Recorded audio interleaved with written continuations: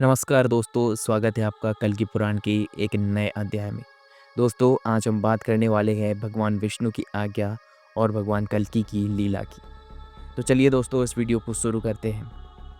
जब अधर्म अपने चरम पर पहुंचता है, जब सत्य दब जाता है, जब धर्म के नाम पर अधर्म होने लगता है, तब स्वयं भगवान विष्णु धरती पर अवतार लेते हैं। यह कथा है भगवान कल्कि के अवतरण की, उनके दिव्य कर्तव्य की और उस महासागर की जो अधर्म को समाप्त कर एक नए युग की स्थापना करेगा। भगवान विष्णु की आज्ञा। स्वर्गलोक में भगवती लक्ष्मी के साथ भगवान विष्णु विराजमान थे। देवगण और ऋषि मुनि उनकी स्तुति कर रहे थे, परंतु तभी ब्रह्मलोक से ब्रह्मदेव, शिवलोक से महादेव और अन्य देवगण वहां उपस्थित हुए।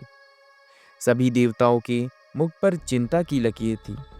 ब्रह्मादेव ने कहा, हे विष्णु, पृथ्वी पर अत्याचार बढ़ गया है, धर्म का ह्रास हो चुका है, मनुष्य अपने कर्तव्यों को भूल चुका है। सत्य, अहिंसा और न्याय के स्थान पर लोभ, हिंसा और अन्याय ने अपना साम्राज्य फैला दिया है। महादेव गंभीर स्वर में बोले, हे नारायण, आप ही धर्म के रक्षक हैं। समय आ गया है कि आप अपने अगले अवतार में प्रकट हो और अधर्म का अंत करो। महादेव ने भी गंभीर स्वर में बोला, हे नारायण, आप ही धर्म के रक्षक हैं। समय आ गया है कि आप अपने अगले अवतार में प्रकट हो और अधर्म का अंत करो। यह सुनकर भगवान विष्णु मुस्कुराए और बोले, हे देवगण, धर्म की रक्षा हेतु मैं हर युग में अवतार लेता हूँ। अब वह समय आ चुका है जब मैं कल्कि के रूप में प्रकट होकर अधर्मियों का अंत करूँगा और सतयुग की पुनर्स्थापना करूँगा। इसके पश्चात भगवान विष्णु ने अपने दिव्य दृष्टि से संबल ग्राम को देखा, जहाँ एक श्रेष्ठ ब्राह्मण विष्णुयस अपनी पत्नी सुमति के साथ भगवान का ध्यान कर रहे थे। भगवान विष्णु ने अपनी आज्ञा दी, हे विष्णुयस, मैं तुम्हारे घर में पुत्र रूप में जन्म लूंगा और इस कलयुग के अंधकार को समाप्त करूंगा। भगवान कल्कि की लीला और शक्ति प्रदर्शन। संबल ग्राम में भगवान विष्णु ने कल्कि रूप में अवतार लिया।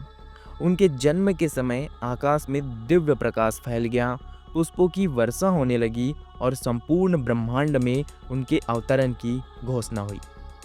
जब भगवान कल्कि ने किशोर अवस्था में प्रयास किया तो उन्हें भगवान शिव के वरदान से परशुराम जी ने दिव्य अस्त्र शस्त्रों की शिक्षा दी। उन्होंने महायोगियों से ब्रह्म ज्ञान प्राप्त किया और फिर से अपने महान अभियान की शुरुआत की। कल्कि ने सबसे पहले उन म्लेच्छों और दुराचारियों का संहार किया जो धर्म के नाम पर अधर्म फैला रहे थे। उन्होंने अपने घोड़े देवदत्त पर सवार होकर एक एक अधर्मी को पराजित किया। युद्ध भूमि में भगवान कल्कि अपने अद्भुत स्वरूप में थे। उनकी तलवार की चमक से अंधकार मिट रहा था। उनके घोड़े की गति वायु से भी तीव्र थी। अधर्मियों की सेनाएं भयभीत हो गई। भगवान के प्रहार से पृथ्वी फिर से धर्ममय होने लगी। धर्म की पुनर्स्थापना और सतयुग का आरंभ। भगवान कल्कि ने अपने पराक्रम से पूरे संसार को धर्ममय कर दिया। अधर्मियों का अंत हो चुका था और अब वे अंतिम कार्य के लिए तैयार थे। सतयुग की स्थापना। महर्षि वेदव्यास और अन्य ऋषि मुनियों ने आकर भगवान कल्कि की स्तुति की और कहा, हे प्रभु, आपने इस युग में जो कार्य किया वह अद्वितीय है। अब समय आ गया है कि आप विष्णु लोक लौटे और सतयुग का आरंभ हो।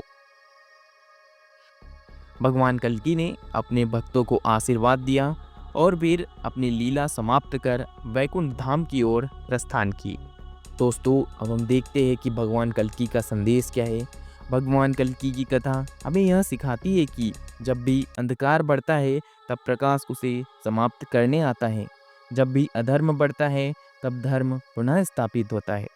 यह मत सोचो कि भगवान कल्कि भविष्य में आएंगे।